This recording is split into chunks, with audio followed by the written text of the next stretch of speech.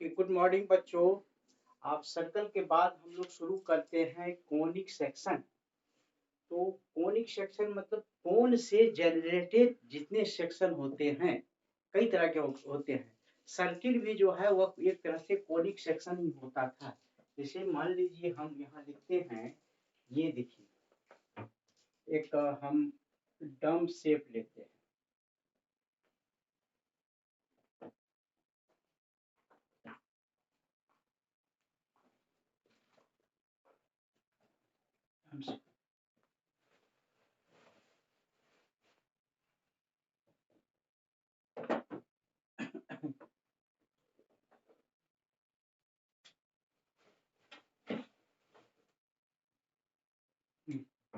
ये ओ A B, ये है हमारा एक कोन।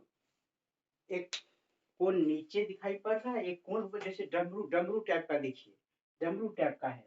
तो डमरू टाइप का जो कहीं भी आप ज्योमेट्रिकल शेप देखे होंगे, उसका एक निचला पोर्शन कोन टाइप का होता है। तो ये कोन है, और इस कोन में जिसका बेस है सर्कुलर, और मान लीजिए कोन से इस पर हम एक एल्टीट्यूड गिराते हैं, तो ये हो गया सेंटर ऑफ द बेस। तो ये कोन है। तो कोन से कई तरह के सेक्शन निकलते हैं काटने पर। जैसे अब हमारा ये है, देखिए एक सिंपल कोन लेते हैं। तो इस सिंपल कोन में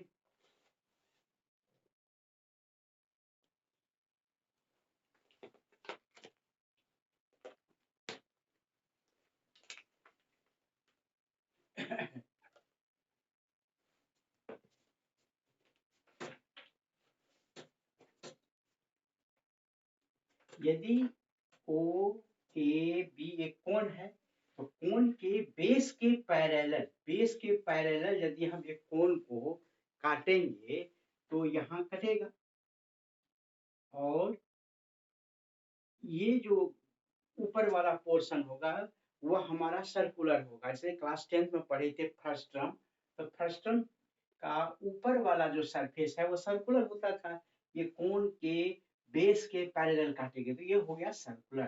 तो यदि ये कोनिक से कोन है और कोन के बेस के पैरेलल हम सेक्शन काटेंगे, तो काटने के बाद दो पीस होगा, ऊपर वाला एक कोन होगा, नीचे वाला फ्रस्टम। तो कोन के नीचे वाला या फ्रस्टम के ऊपर वाला जो सरफेस होगा वह सर्कुलर होगा। तो सर्किल इज ऑल्सो एक कोनिक सेक्शन। मतलब एक कोन को सेक्शन बना के जो बनाए हैं उसमें विशेष गुण क्या है, वह बेस के पैरेलल है, तो वह सर्किल होता है। अब एक इस तरह से काटे कोन को, ऐसे तिरछा करके काटे, मतलब नो ही बेस के पैरेलल और नो ही एल्टीट्यूड के पैरेलल, थोड़ा झुका के काट दे ऐसे, जैसे ऐसे काट दिए। तो ये तो हो गया हमारा क्या, सर्कल, एक सेक्शन हो गया सर्कल। इस तरह का जो कटिंग होगा ये पैराबोलिक, मतलब इसको कोन को ऐसे करके, मान लीजिए इस तरह का कोन है, ये आइसक्रीम है, इसको काटेंगे। काटने के बाद जो है इमेजिन कीजिए उसका सरफेस कैसा होगा। तो इस तरह का जो सरफेस होगा, इस तरह का सरफेस कटेगा, ये हमारा हो जाएगा क्या, पैराबोलिक। पैराबोलिक इसका मतलब है पैराबोला भी एक कोन का ही सेक्शन है। और एक इस तरह से सेक्शन काटेंगे जो वह न बेस के पैरेलल है, न ही अल्टीट्यूड के पैरेलल है कोन का, लेकिन वह नीचे वाला बेस को कट नहीं कर पाता है, जैसे इस तरह से। ये देखिए ये बेस के पैरेलल नहीं है, तो बेस के पैरेलल नहीं है, न एल्टीट्यूड के पैरेलल है, लेकिन बेस तक नहीं पहुंच पाता है, बेस को नहीं कर, मतलब ये क्लोज्ड कर्व है। ये भी क्या है, क्लोज्ड कर्व है। तो ये क्लोज्ड कर्व है, इसके अंदर वाला जो सरफेस बना वह प्लेन सरफेस, प्लेन है, फ्लैट सरफेस कहेंगे, प्लेन है। तो इस तरह का जो बनेगा यह सर्किल नहीं होकर के ये होगा इलिप्स, इलिप्स होगा। यदि एल्टीट्यूड के पैरेलल, ये देखिए एल्टीट्यूड है, एल्टीट्यूड के पैरेलल ऐसे कटिंग करेंगे, ऐसे सीधी सीधी काटेंगे तो एक पीस ऊपर जाएगा, एक पीस नीचे कटेगा, इस तरह से, इस तरह से। तो ये जो ये आएगा हमारा कर्व, इसको बोलते हैं हाइपरबोला, हाइपरबोला। तो कुछ हम लोगों ने देखा सर्किल, पैराबोला, इलिप्स, हाइपरबोला, जो हम लोगों का सिलेबस में है, ये सारे सेक्शंस हैं। किसके सेक्शंस हैं? कोन से काटा हुआ। एक कॉनिकल सॉलिड को जब हम काटते हैं, इस तरह का हम लोगों के पास प्लेन हासिल होता है, डिफरेंट टाइप का प्लेन, जिसका नाम होता है सर्कल, पैराबोला, इलिप्स, हाइपरबोला, ये सब। तो पहले कोनिक सेक्शन है क्या, वह देखिए। अब डेफिनेशन से, conic section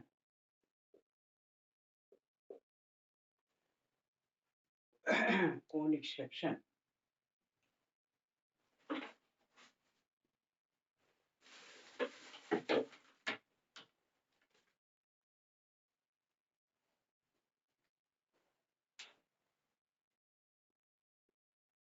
sections generated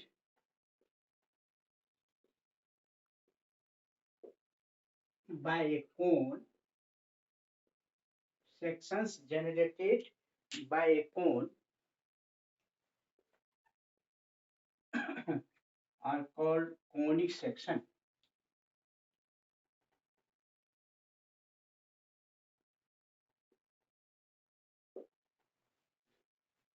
Conic sections. अरे उजल, ब्लैक वाला पेन ला, तो पेन कहाँ, सब नहीं चल रहा है।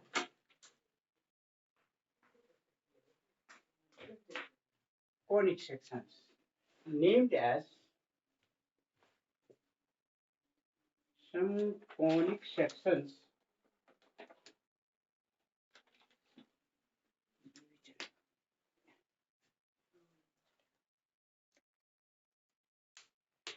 conic sections are circle, black वाला भी देखो ना कहीं मिलेगा, circle, parabola, ellipse, hyperbola, etcetera. मतलब बहुत है जो हम लोग को इतना पढ़ना है। तो सर्किल जो है, सर्किल तो हम लोग पढ़ चुके हैं डिफरेंट टाइप में। अब हम लोग को पढ़ना है क्या, ये पैराबोला से कॉनिक सेक्शंस।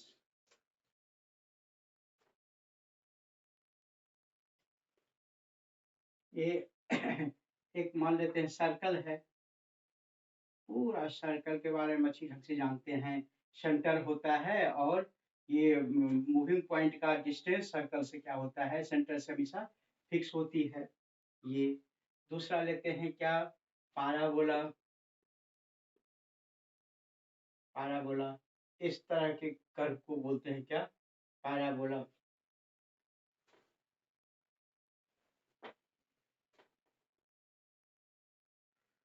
ये आपका एग्जाम्पल हो गया, पैराबोलिक सेक्शन है, कौन से निकाला गया है। तीसरा ले लेते हैं क्या, इलिप्स, ये थोड़ा सा इलिप्टिकल होता है एंड पूरा गोल नहीं। और एक हाइपरबोला, हाइपरबोला, तो हाइपरबोला में एक पैराबोला ऊपर और एक पैराबोला नीचे। ये एग्जाम्पल हो गया आपका किसका, हाइपरबोला। हमको लोग को मेन फोकस डालना था, ये सर्किल तो पढ़ ही लिए, पैराबोला पर और इलिप्स का। एक एक करके डेफिनेशन हम लोग पैराबोला सबका निकालते हैं, पैराबोला का, इलिप्स का।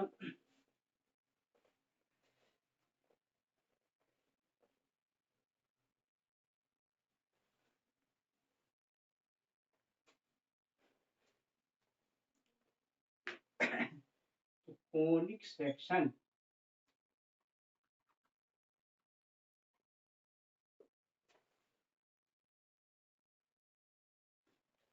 तो यहाँ लिखेंगे कोनिक सेक्शन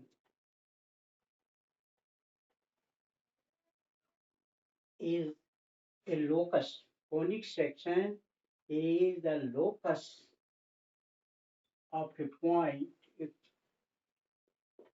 एक पॉइंट का रास्ता है.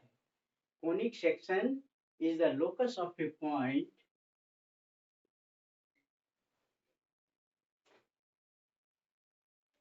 इस तरह का लोकस है. ये conic section is the locus of a point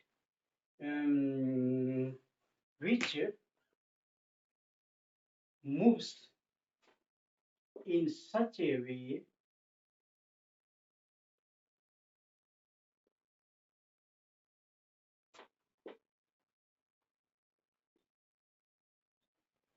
conic section is the locus of a point which moves in such a way that the ratio अनुपात the ratio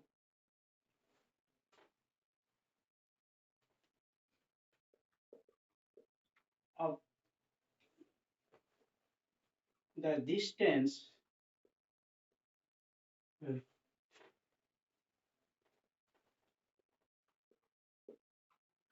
ratio of the distance of moving point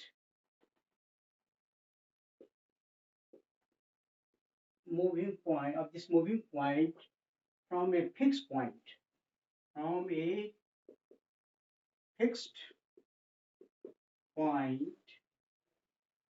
to the distance of moving point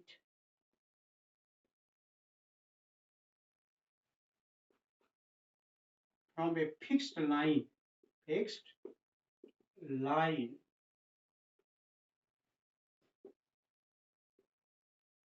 remains constant.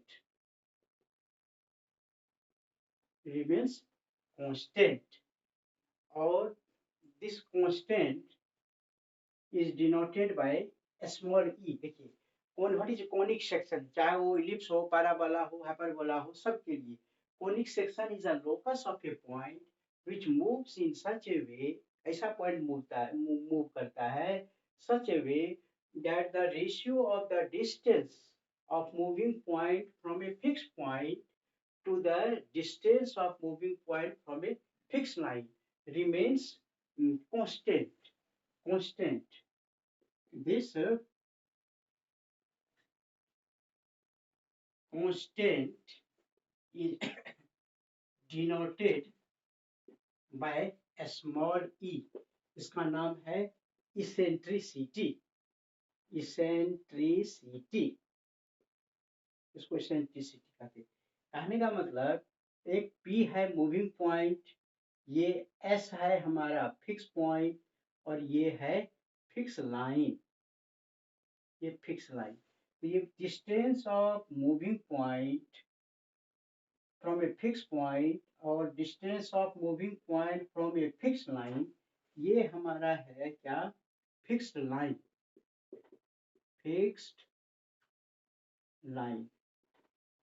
ये है fixed point. ये S हो गया fix point और P हो गया moving point. तो P घूमने वाला है और S फिक्स पॉइंट है, ये फिक्स लाइन है, P T मान लेते हैं. तो ये जो कहता है what is a conic section is the locus of point P का लोकस है जो इस तरह से घूमता है कि अनुपात ratio of P from S, मतलब distance of P from fix point and distance of moving point from fix lines remains constant के इक्वल होता है, जिसको स्मॉल e इसेंट्रिसिटी बोलते हैं. कहने का मतलब ये जो कहता है मूविंग पॉइंट का, तो PS by PT is equal to E. PS by PT यही है. किसका definition of conic section.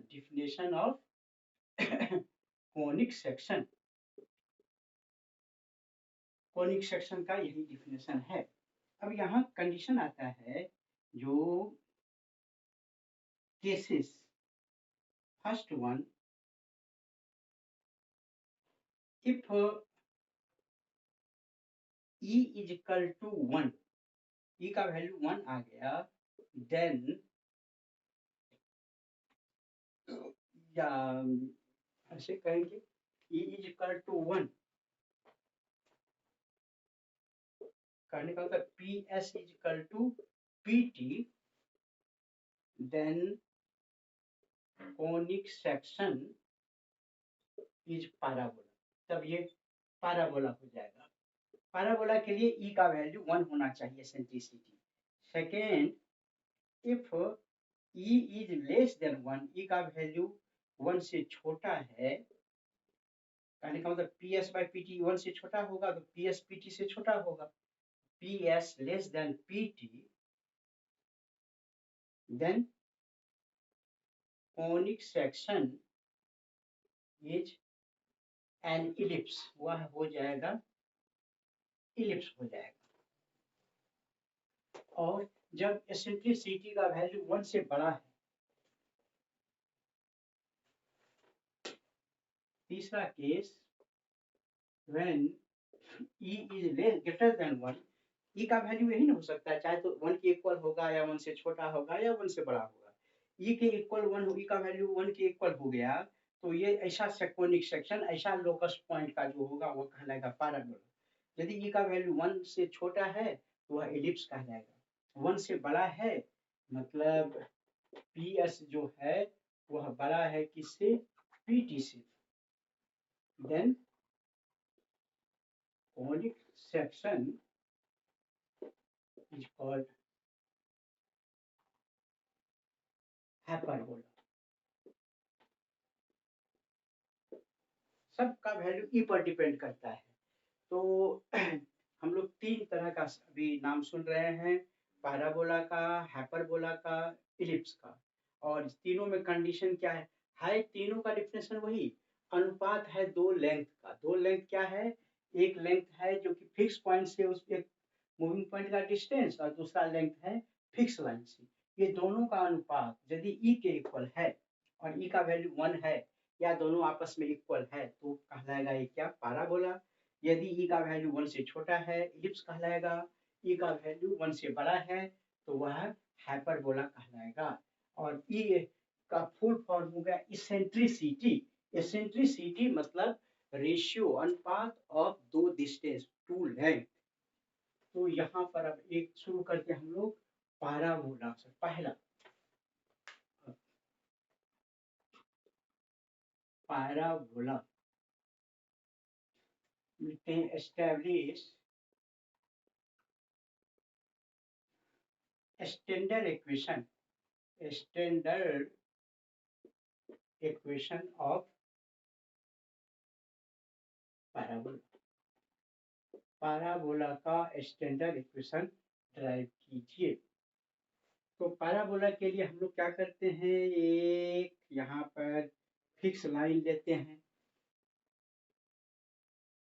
Fixed line, और ये मान लीजिए P है हमारा मूविंग पॉइंट और S है हमारा, कहीं ले लेते हैं S है हमारा फिक्स पॉइंट, फिक्स्ड पॉइंट.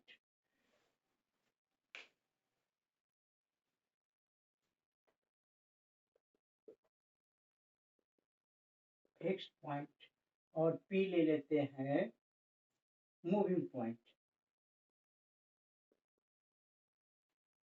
और तो ये जो पैराबोला कहता है distance of moving point from fix point और डिस्टेंस ऑफ इसका, ये लंबाई कर देते हैं, थोड़ा और बढ़ा देते हैं, छोटा बड़ा लग रहा है देखने में.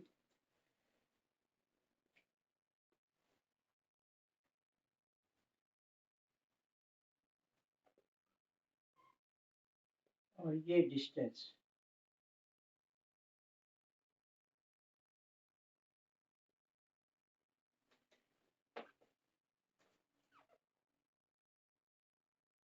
पैराबोला के लिए दोनों लंबाई थोड़ा इक्वल देखने में लगना चाहिए, तो फिक्स पॉइंट है एस।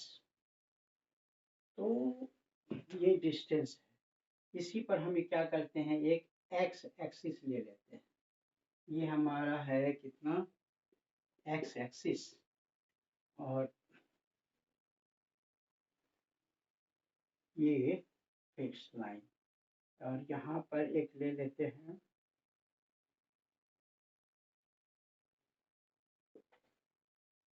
ये है वाई एक्सिस, वाई एक्सिस।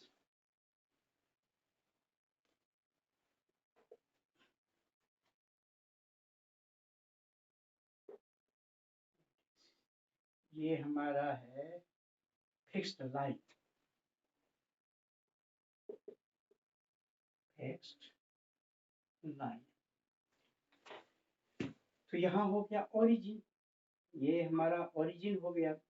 तो ओरिजिन, ये डिस्टेंस हम यहाँ से यहाँ तक स्मॉल ए ले लेते हैं, स्मॉल ए। तो ये भी डिस्टेंस हो जाएगा, ओरिजिन है ये इक्वल डिस्टेंस पर यहाँ पर ले लेते हैं। ये डिस्टेंस को मान लेते हैं माइनस ए, इधर आएगा तो ये माइनस ए हो जाएगा।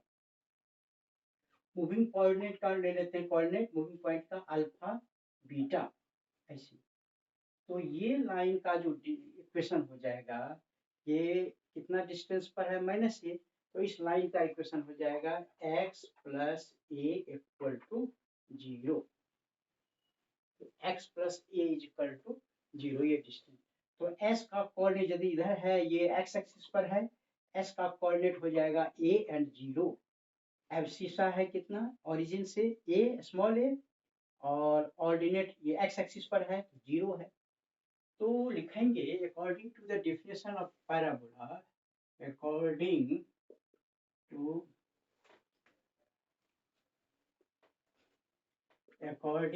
The definition of parabola, parabola की डेफिनेशन से लिखेंगे P S by P T equal to 1, क्योंकि पैराबोला के लिए ई इजकल टू 1 होता है रेशियो। तो कहने का मतलब P S equal to P T. तो पी एस का डिस्टेंस, बाय डिस्टेंस फार्मूला निकालिए। तो डिस्टेंस फार्मूला से हो जाएगा alpha minus a whole square plus beta minus 0 whole square is equal to P T. तो इक्वेशन अप्लाइंग ये है x प्लस ए। तो ये फार्मूला होता है, तो डिस्टेंस का क्या फार्मूला था, A alpha plus B beta plus C by square root over A square plus B square. एक लाइन से अल्फा बीटा, यहाँ अल्फा बीटा से इस लाइन पर, तो x की जगह लिखेंगे क्या, alpha beta, alpha plus a, y है नहीं जिसमें बीटा डालेंगे, by square root over x की जगह x का कोफिशिएंट है 1, तो 1 स्क्वायर, y का कोफिशिएंट 0 स्क्वायर। तो ये डिस्टेंस फार्मूला से pt का फार्मूला निकाले। इसको तोड़िए, तो तोड़ने पर हो जाएगा क्या, alpha square minus 2a alpha plus A square plus beta square equal to, इधर 1 ही हो जाएगा, तो अल्फा प्लस ए। तो स्क्वायरिंग बोथ साइड, दोनों तरफ स्क्वायर कीजिए, स्क्वायर करेंगे alpha square minus 2a alpha plus ए स्क्वायर प्लस बीटा स्क्वायर, इधर स्क्वायर करेंगे alpha square 2a alpha plus ए स्क्वायर। तो यहाँ देखिए अल्फा स्क्वायर चला जाएगा, प्लस ए स्क्वायर भी चला गया, क्या सब बचा, beta square is equal to minus 2 alpha उधर दीजिए 4a अल्फा। तो ये हो गया मूविंग पॉइंट का लोकस। तो जनरल करेंगे, तो लिखेंगे locus of P alpha beta. तो लोकस ऑफ पी को ही बोलते हैं क्या, पैराबोला। तो P locus of alpha beta हमारा निकलेगा क्या, y की जगह बीटा, बीटा की जगह y square equal to 4a alpha की जगह x। यही है required equation of parabola, standard y square equal to 4ax। इसमें क्या है, ये लंबाई पी एस और पी टी हमेशा इक्वल होगा। P S equal to P T, मान लीजिए पॉइंट यहाँ आया पी, तब जो है ये भी स्थिति में इक्वल होगा। यहाँ आया तब भी ये दोनों इक्वल होगा। यहाँ आया फिर भी इक्वल, यहाँ आया दोनों इक्वल, यहाँ आया इक्वल। ये जो रास्ता बना घूमने का, यही हो गया हमारा क्या, पैराबोलिक पाथ। ये जहां पर भी लेंगे, इस पॉइंट पर यहाँ एक पॉइंट लेंगे ना, ये डिस्टेंस और ये डिस्टेंस दोनों इक्वल होगा। यहाँ लीजिए तो ये डिस्टेंस ये दोनों इक्वल होगा। इस तरह का जो लोकस पाथ बनेगा वह पैराबोलिक पाथ होगा। तो स्टैंडर्ड इक्वेशन क्या है, y square equal to 4ax, यही है पैराबोला का स्टैंडर्ड इक्वेशन। आज यही बस इतना तक, और इसके बारे में और डिटेल्स में करेंगे। तो इक्वेशन ऑफ, ये समझ में आया हम लोगों का क्या, इक्वेशन स्टैंडर्ड इक्वेशन ऑफ